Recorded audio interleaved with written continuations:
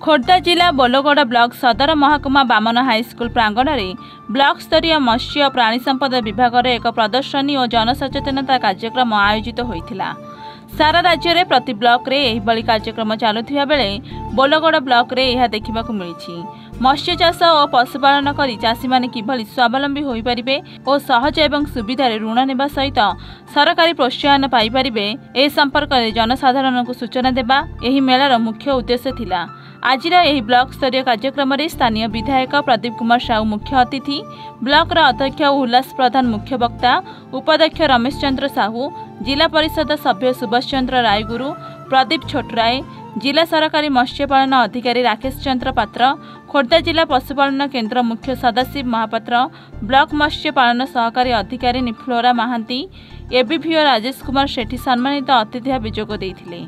एही कार्यक्रम में सहकारी गोष्ठी उन्नयन अधिकारी रतिकांत मिश्र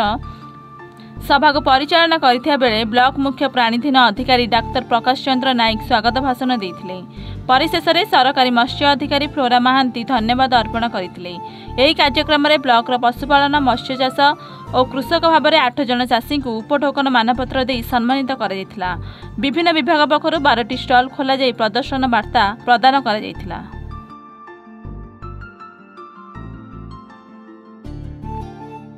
आम बोलगड़ गोटे गर्व विषय जेहेतु प्रथम थर आम ब्लॉक लेवल मत्स्य प्राणी संपद मेला होची माने बहुत भल सहज माने साहाय्य करी माने बहुत ये करिकि सेटा आमे करिछु। सेथे हमर 12 गोटी स्टॉल अछि, विभिन्न डिपार्टमेंटर स्टॉल अछि एवं हमर जो लाइव एनिमल अछंती कुकुड़ा घुसुरी सब जिन अछंती एवं हमर 19 गोटी पंचायतर हमर 20 जन लेखे चाषी भाई और भौणी मैंने जोग देती। आज बहुत खुशी दिन जेहेतु आज मार्गशीर मास गुरुवार भी माँ मैंने भी ये एकत्रित होती सफल निहाती बहुत उपकार आसो। जेहेतु आम स्टेट लेवल रे 10 जन चाषी जाते डिस्ट्रिक्ट लेवल आम 20 जन चाषी होते टोटाल 380 लोक चाषी मैंने आसती निहाती रूपे से उत्साहित हे और निजे निजे गोटे गोटे उद्योगी हो पारे नाई नहीं से तो ना अभियोग कर कि ना ग्राउंड लेवल जातु जो मैंने अभियोग करते से माने मुझे ही जो कुकुड़ा देते से माने द्वारा ही दि जाए आगुरी कौन होता मुझे विषय कहीपर ना सहीटा तो आम नजर ना मुझे निश्चित भाव में कार्यक्रम को भूयसी प्रशंसा महिला उद्योग ठारू आरंभ करी चाषर अभिवृद्धि हम आपण मैंने जानते आम 2000 मसीहा बेलू आम बाहर राज्य उपर निर्भर करते माछ अंडा चाउल।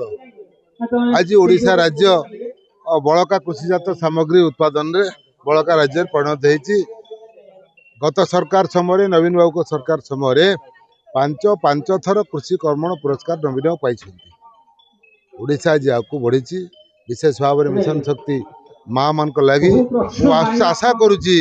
एमाने स्वावलंबी हेबे। जो योजना गुड़िक अच्छी से योजना आगुरी थिला आज ये सरकार ताकू ग्रहण कर ना टे बदली देते किंतु से योजना से कार्य याकू प्रशासनिक अधिकारी माने विभागीय अधिकारी माने सुचारू रूप संपादन कले निश्चित भाव में उद्योगी माने आहरी उपकृत हेबे। सरकार तरफ स्कीम टा मोर मन पड़नी से ग्रामांचल बास करुवा जो हरिजन आदिवासी शारीरिक विकलांग लोक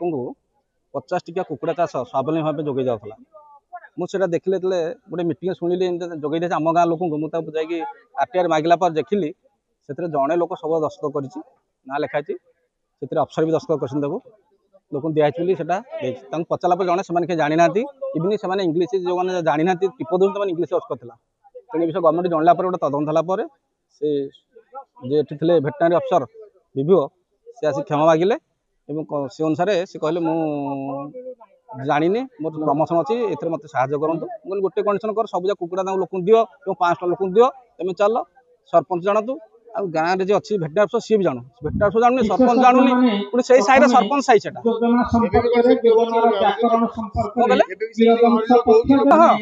मुझे सानी जो दिहला दस्तखत कराला सानी आउ गोटे भाउचर मत देले मैंने गोटे भाउचर देले फल्स भाउचर साइन कर अटेस्ट कर पुणी आउ गोटे सेकेंड भाउचर देले एक्चुअली आम उपस्थित जोटा देले से शुणुली गणमाध्यम गोटे बाहर था किंतु यदि से विषय तदंत होगा आवश्यक एवं जे दोषी ताको दंड देवा आवश्यक।